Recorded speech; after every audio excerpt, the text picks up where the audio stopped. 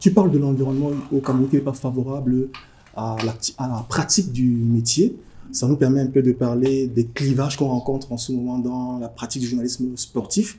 On a, je ne sais pas si tu connais l'expression hibou et l'expression... Oui, je lis souvent ça dans les réseaux sociaux. Est-ce qu'à ton époque, ce clivage existait déjà? Mais pas avec la même envergure. Oui. Aujourd'hui, c'est beaucoup plus prononcé. À ton avis, qu'est-ce qui en est la cause?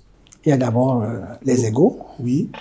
Il y a des égos. De la part des dirigeants sportifs? De la part des sportifs et puis même des journalistes même. Donc, c'est une affaire, n'est-ce pas, d'ego.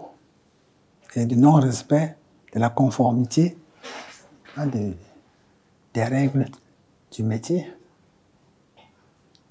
De la part des journalistes? De la part des journalistes. Tu en as formé beaucoup? Oui, bon, formé. Bien tenir la main? Non, oui, encadré. Encadré. Je préfère le terme encadré. Encadré, bon. Quand on me donne les rênes du service des sports en 2005, j'ai demandé à M. Bamoloke de me donner la possibilité d'avoir 5 généraux entre guillemets, avec des gens qui me sont fidèles, avec qui je peux travailler à n'importe quel moment. Donc, j'ai donc fait venir M.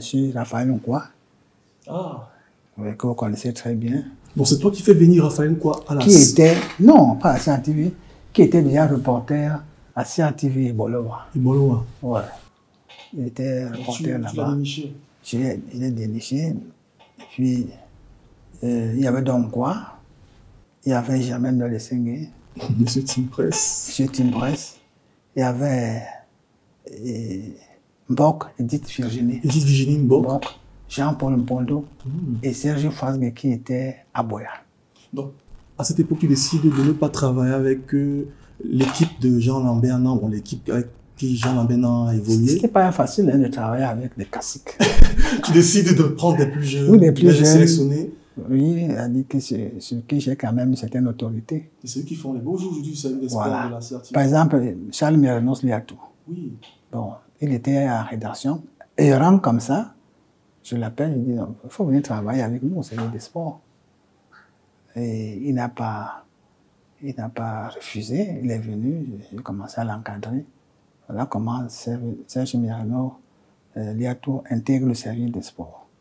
Par exemple, Évariste Eyenga. Le commentateur attitré de Lyon. Attitré de Lyon aujourd'hui. C'était un mercenaire dans mon service. Il n'était pas recruté. C'était un gars du quartier. Mais j'ai déniché en lui quelques potentiels, quelques talents. Il dit non, il faut venir travailler avec nous. Ça m'a valu ce que ça m'a valu. J'étais récalcitrant, je ne respectais pas les normes. Comment je peux faire travailler quelqu'un qui ne travaille, qui n'est pas recruté officiellement à la CRTV. Mais je voyais en lui un esprit brillant. Il va rester Yenga. Bon, on l'a chassé plusieurs fois et moi je le faisais toujours revenir. Il dit que non, tu vas travailler un jour à la CRTV. Aujourd'hui, c'est lui le commentateur attitré des matchs de football à la CRTV. Et de tous ces jeunes que tu as encadrés, qui est-ce qui te rend le plus fier? Me rend le plus fier. Quand tu regardes un de tes fils, tu dis waouh, vraiment, je suis content de l'avoir. Non, je préfère ne pas énumérer. Pourquoi? Ça va créer des frustrations. Ça va créer des frustrations. Donc, je dis quand il y a des gens qui ont plus de potentiel que les autres, par exemple, les Rinos Liatou. Oui. Bon, aujourd'hui, va rester Yenga. Et les autres ne sont pas moins performants. Hein. Oui. Voilà. Et dans les... Est-ce que tu suis les journées sportives des médias privés? Non, je vais vous dire, je vais vous révéler ce secret. Depuis que je suis parti de la CRTV, je ne m'intéresse plus au sport. Je ne regarde même pas les matchs. Je regarde les matchs de Lyon de façon fortuite, comme ça. Pourquoi? Parce qu'il ne me convainc plus. Sinon, on a travaillé à l'époque des vrais Lions. Est-ce qu'il y a un journaliste sportif que tu apprécies? Non, pas particulièrement.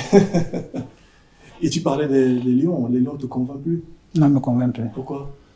Mais quand vous le regardez, en dehors de la passion, hein, en dehors de la passion, parce que tous les Camerounais sont passionnés du sport, et puis, c'est pas tellement ça. Hein.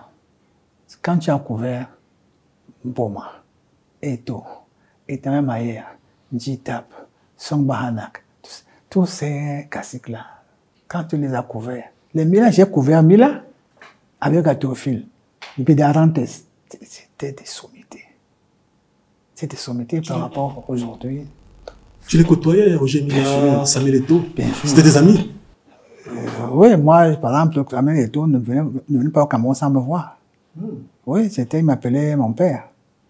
Bon, je pensais que quand il prendrait la FECAFOOT, il me mettrait à côté, mais malheureusement, comme il y a des champions en intrigue et tout ça, bon, voilà comment il ne m'a pas pris dans son équipe. Hein. Tu dis que... Non. Okay. Je ne suis pas dessus. Mais il te cherche toujours? Il cherche son père? Non, il ne me cherche plus. Pourquoi? Je ne sais pas. Tu essaies de l'appeler? Au début. Au début. On espère qu'il va nous regarder et te chercher. Hein. Oh non, ce n'est plus le moment de me chercher. J'ai fait il y a autre chose. Donc, je ne m'intéresse plus à ça. Et on va bientôt terminer.